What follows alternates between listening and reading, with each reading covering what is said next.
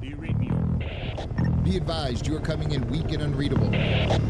Say again, Com Tower. This is Pacho. Do you read me? Over. Pacho, this is Com Tower. I read you Lima Charlie. Com Tower, Com Tower. Request permission to launch and commence the field op. Over. Stand by. Pacho, permission granted. I say again, permission granted. Roger that. Launching podcast in 3, 2.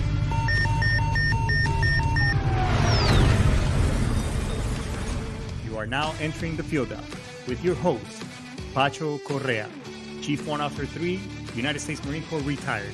Get some. Hurrah!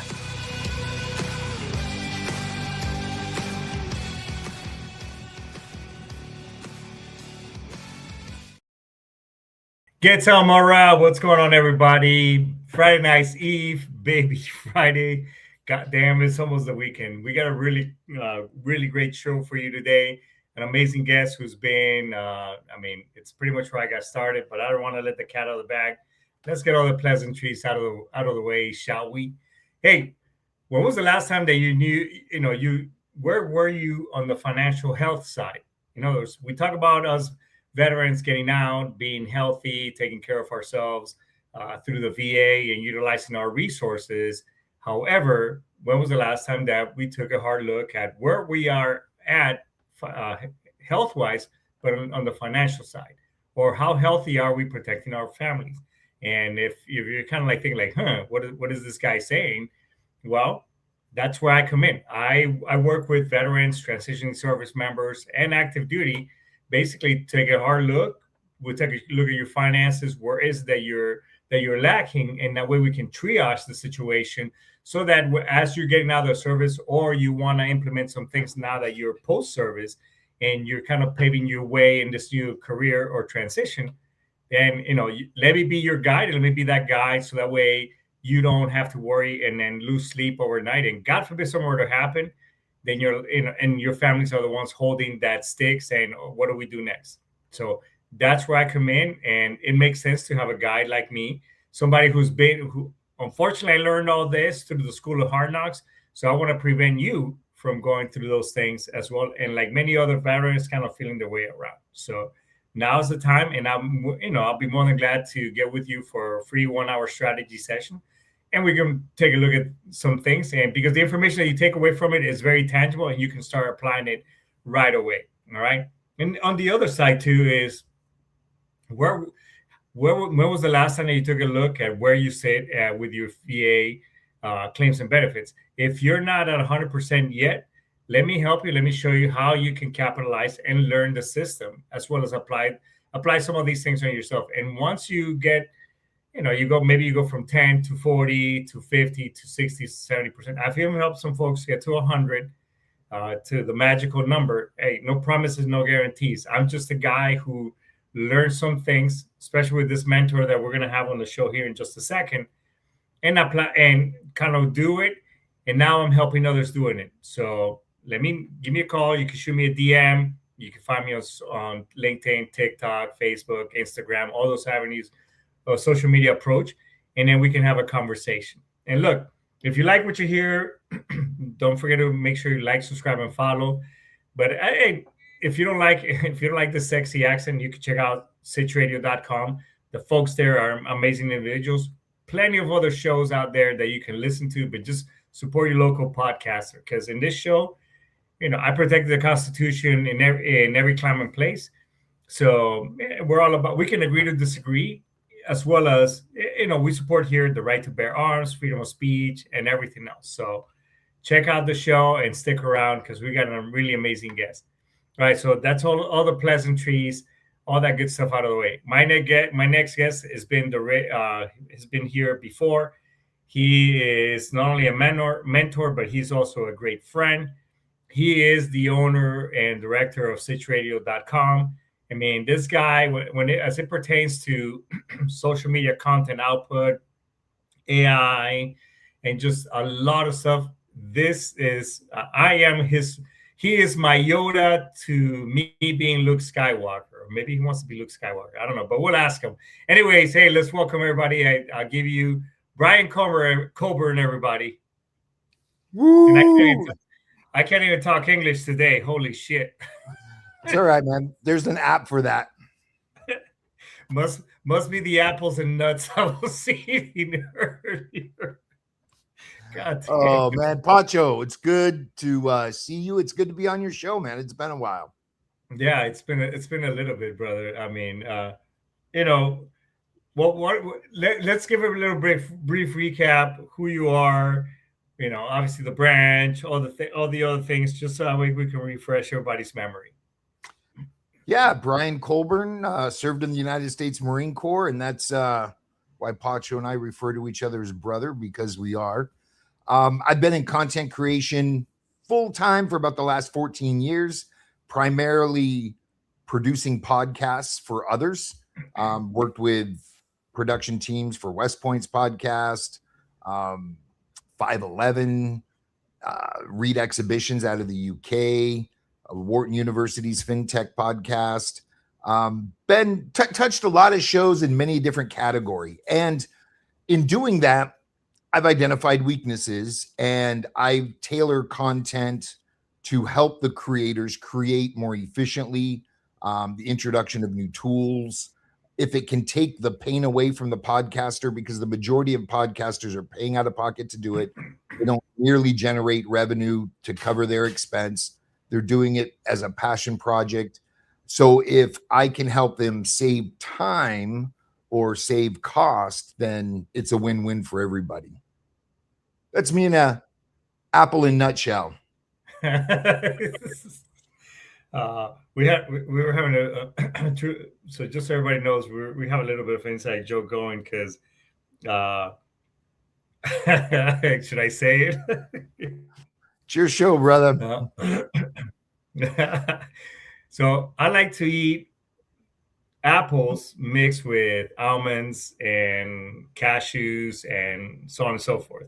So I like mixing that. But I was telling Brian that, hey, there's no straight way of saying this, but I just like the taste of nuts and apples, and we just lost it earlier. But you know, getting back to the show, AI is an explosion in content creation, and pretty much everybody's using it. I was just at a military content creator convention the weekend before last, and the second day was just everything AI based, and it opened my eyes as to so many things that you can do. But from your perspective, what's real versus hype when it comes to AI? You know, this is one of those questions that the answer is going to be different every day because it's changing so rapidly. Right. And it's one of those things to where how I work with my creators is if we can use it to minimize the amount of time in research, if we can use it to minimize the time in transferring files from one platform to the other, those are good ethical ways to use AI. Now, you can use it to generate content, and I believe there's an ethical way to do it. I personally produce a show 5 days a week called EM Morning Brief. It's a news story. AI has been trained over, today was 160 episodes, been trained over 160 episodes to go to specific sites and search for the type of content I want to regurgitate in a news form. And then it writes a script for me. That script is put into another piece of software that has an AI component, and an AI voice is applied to it. But A, I disclose that it's AI up front. And B, I don't feel it takes away from the content because everything spoken is cited with a clickable link so you can go to the source. And I did that so people would understand that this is newsworthy, number one.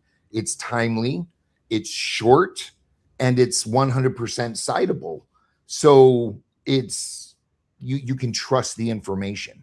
So I think that is a great ethical use of AI, from research to creation to voicing, and then I publish the file. Does that make sense? No, it does.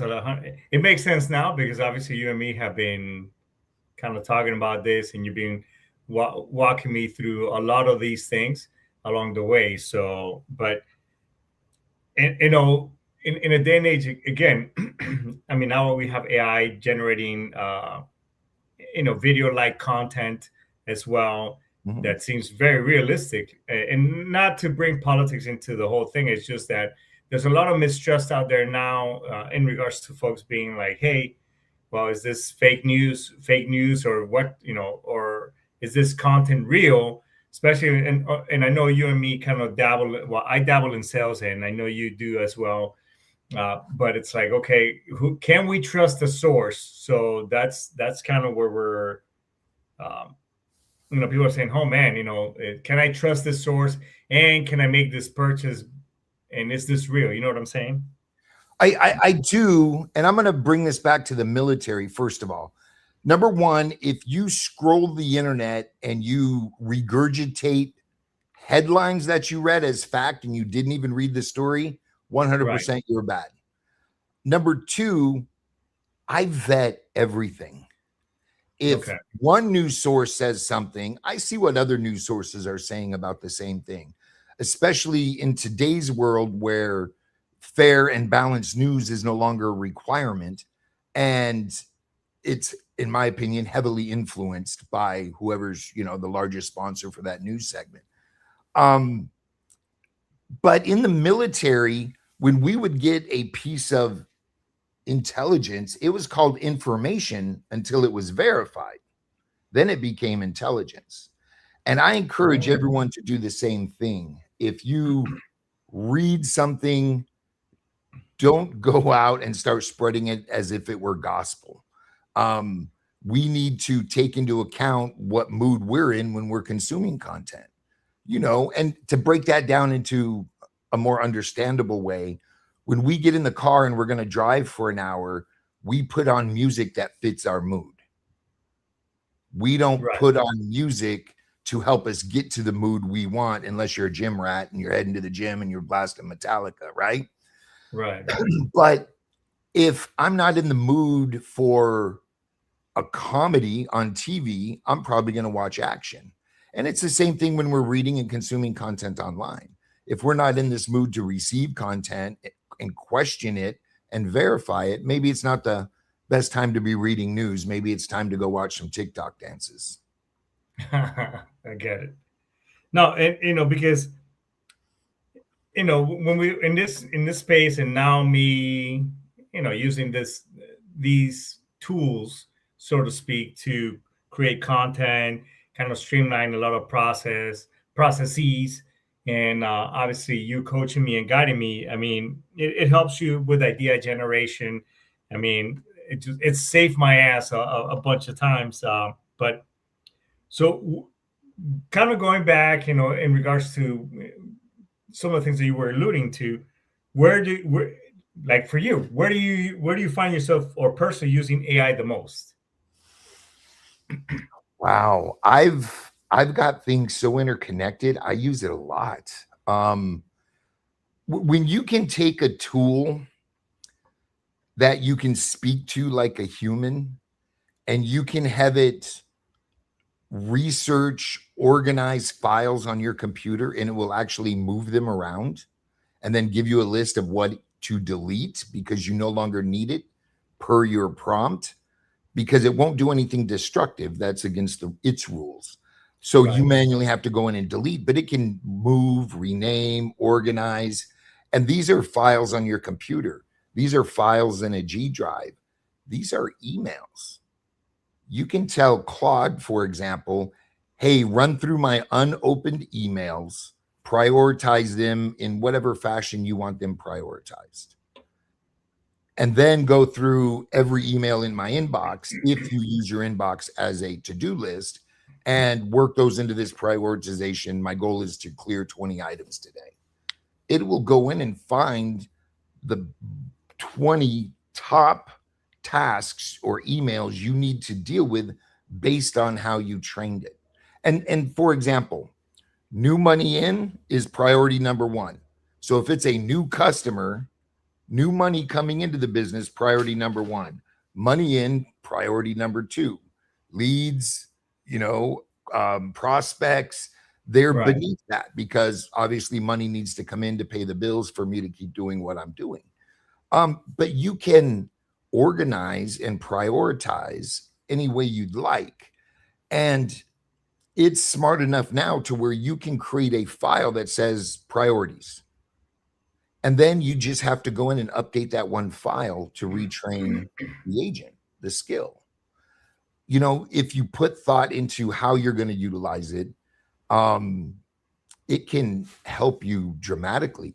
You can give it a PDF of your bank statement and ask it to itemize your business expenses, categorize your business expenses. Some tools will hook up the QuickBooks so you can, you know, manipulate. I shouldn't say manipulate, bad word. You can manage your finances in the ledger, if you will.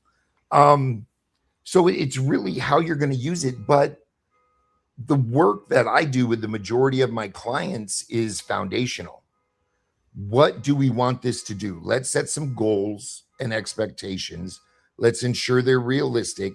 And then let's build the assets out we need to help train the AI to do what we want it to do to accomplish those goals we established.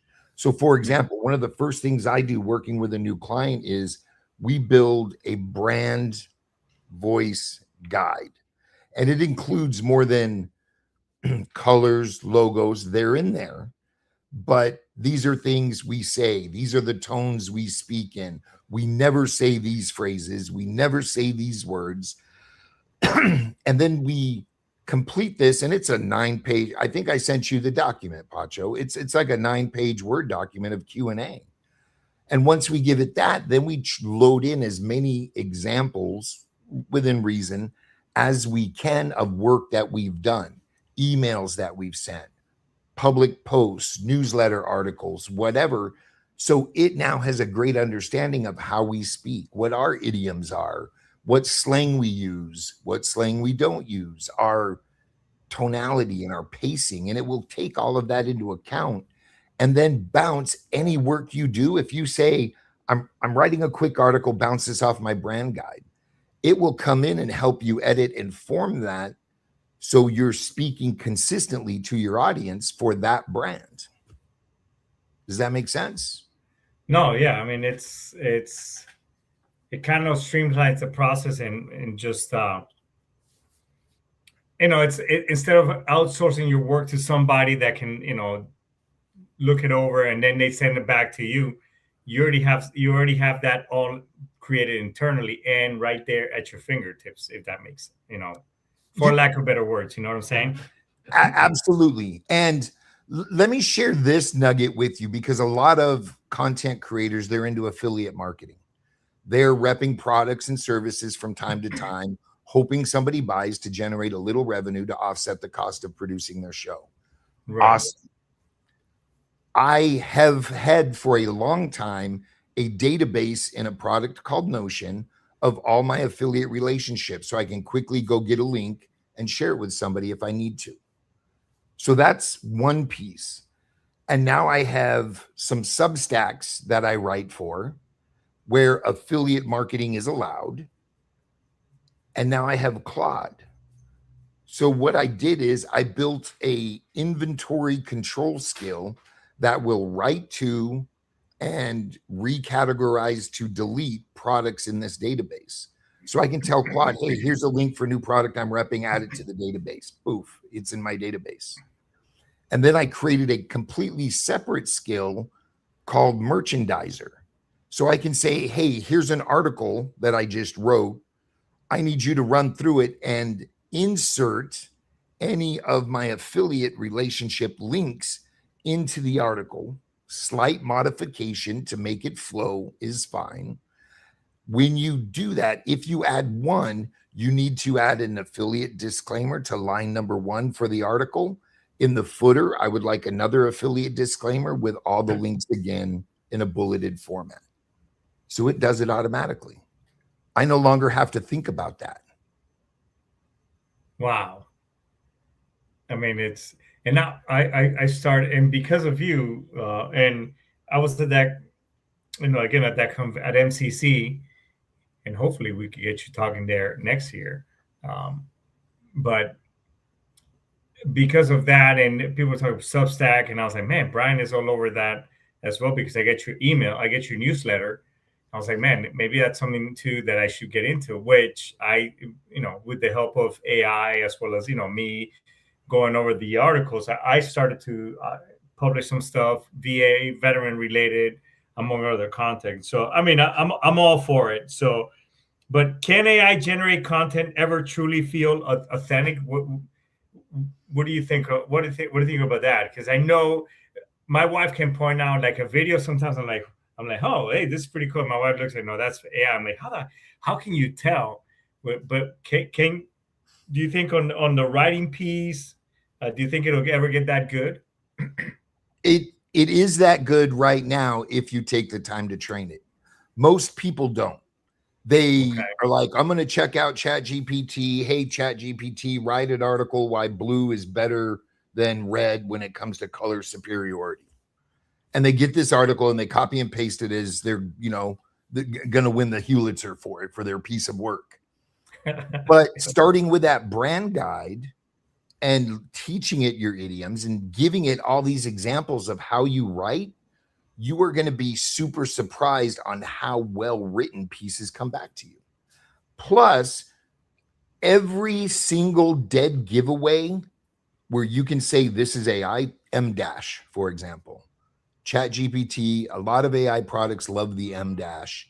You can say never use an M dash. All of my brand guides that we generate, that's a hard rule already in there. Never use M dashes. And as the technology changes and new things are brought to light that are dead giveaways to AI, you just say, never do this. And you're good. So there's that, but it's a layered approach. It takes time. I mean, for example, Pacho, you have an email system. You've written, you can go to your outbox and there's every email that you've ever written, usually in a reply to something. You can tell Claude, go drag this email inbox and give me a report on my writing style in dealing with clients. While you're there, I would like you to catalog every objection given in the note I'm replying to. I would like you to give me how I handled that objection. And let's put that in a table so we can look at that data differently in a later prompt. Oh, wow. Okay. So you're going to have this scrubbed email system that now Claude has a good understanding of how you write, how you reply to emails, what you consistently do, what you don't consistently do. It's learning your behavior. But more importantly, you now have this table of objections and how you handle them. Hey, from a sales perspective, now I referred to a skill earlier I have for sales. It's trained in social selling. It's trained in NEPQ.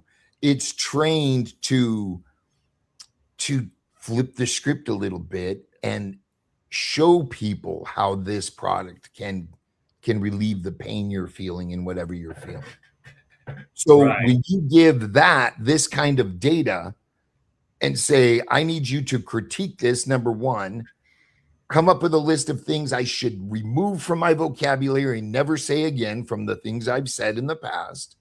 And then give me some examples of how I can reframe and overcome these objections. So now you're starting to build a playbook that's 100% pertinent to your customers and you. Not some manual the company gave you, not some cheat sheet that, some other sales guy wrote up. This is data. This is your data. That's amazing, bro.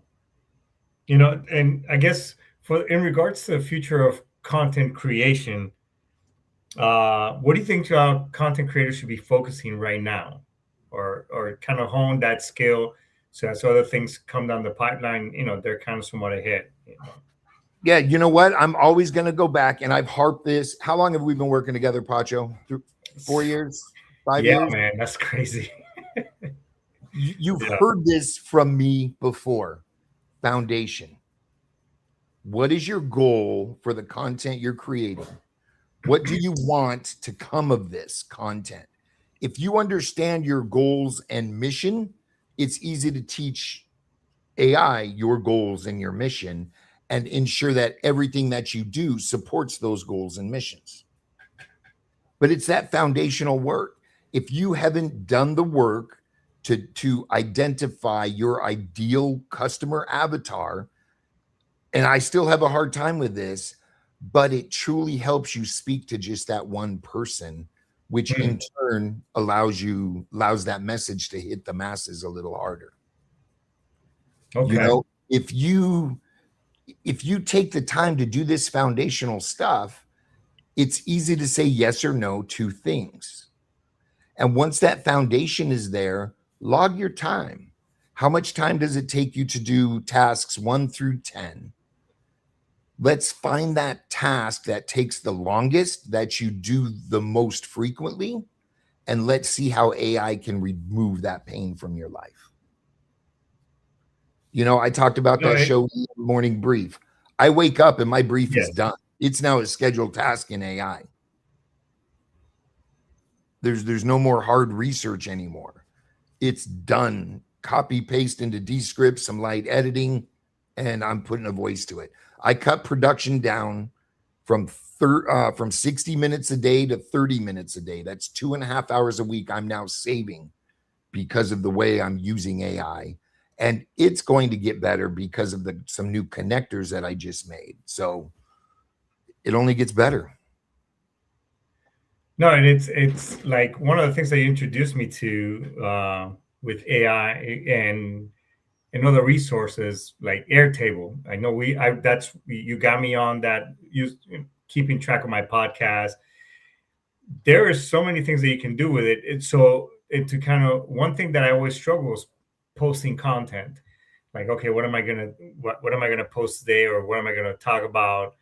Whatever. And I know, because I know you've always been on foot and ass mode on me, dude. You got to get organized. You got to get, have your social media put out. But with, using AI and Airtable, which I was already on that platform, I already got a content calendar already put together. It told me, hey, on Mondays, because that's what I was like, man, what am I gonna put together? It said, look, I get it. Mondays do this, Tuesday do this, Wednesday do this, film this on Sunday. Here's your script. Feel free to make it you, blah, blah, blah. And all I do is just copy and paste, and then done, So now let's throw some AI juice on this mess.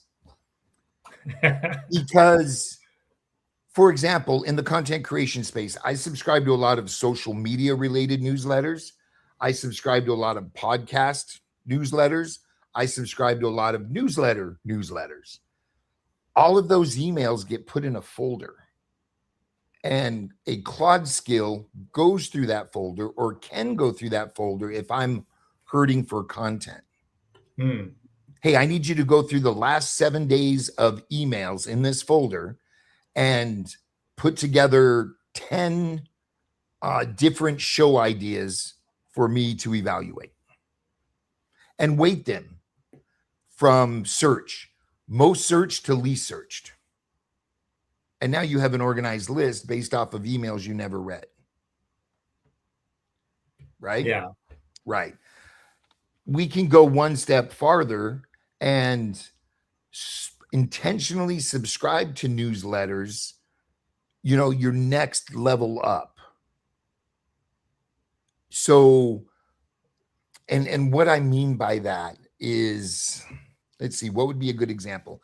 If you're training people for an entry-level position, you're going to get entry-level position type newsletters. Right. Well, as people get promoted, the content they're consuming to stay up to date with their new tasks are more beneficial, and they're no longer reading the entry-level stuff. Right. So if you're educating yourself on the next tier, third tier up, fourth tier up, then you're going to be able to speak to your audience in a different manner as well. For example, you serving the veteran community, you could put together a research skill that goes out and hits, I don't know, we'll say nonprofit veteran-specific nonprofit events coming up the next 7 days. And formalize that into a quick blurb newsletter. It'll go straight to Substack or dump into a Word doc. You can copy and paste wherever you want. But now you're kind of creating some residual content that supports your mission, but doesn't directly support the show. But now you have this whole new vertical for discovery.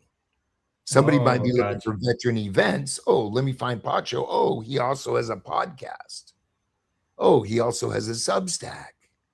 Let me hook up with this guy on LinkedIn. And you can pull him deeper into your ecosystem.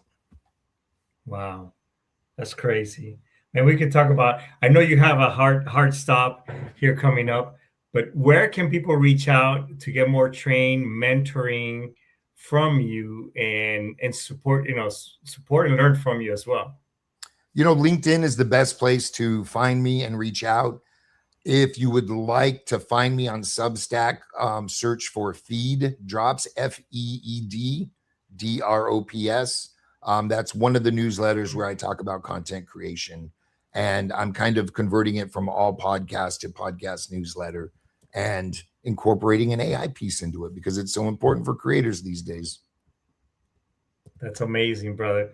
Any parting words for the audience, and any final words of wisdom? If you have thought about becoming a creator, there's no better time to do it. Start now with a goal in mind. Get your foundation set up and start creating it.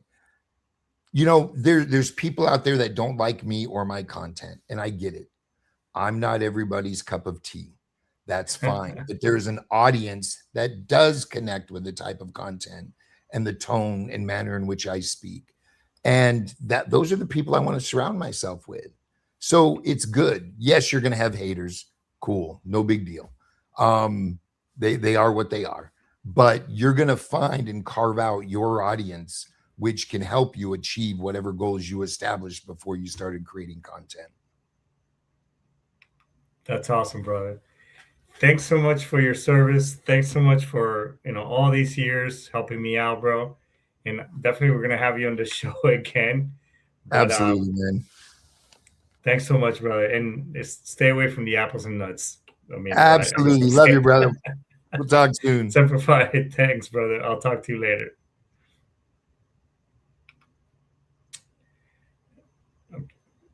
Well, that's the show for today. Listen, if you want to get with Brian and you want to find out more about AI, because these conversations, I know I just gave you a little bit of a teaser, and I did that on purpose because you got to get with him.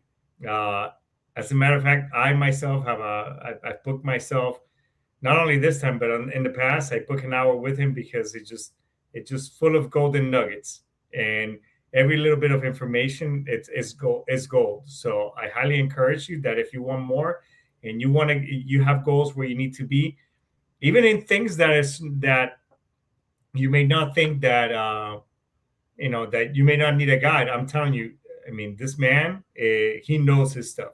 So and I'm done pumping him up because the dude is really good. But hey, look, if you've been struggling with rumination, you've been sad, you just kind of like letting the voices in your head kind of get the best of you, reach out to me, reach out to the show, reach out to one of the many resources that we have out there, like Veterans One Source, Military One Source, the VA hotline, anybody. But just don't become a statistic, because at the end of the day, we just want you to be here. We don't want you to be part of the 22 a day.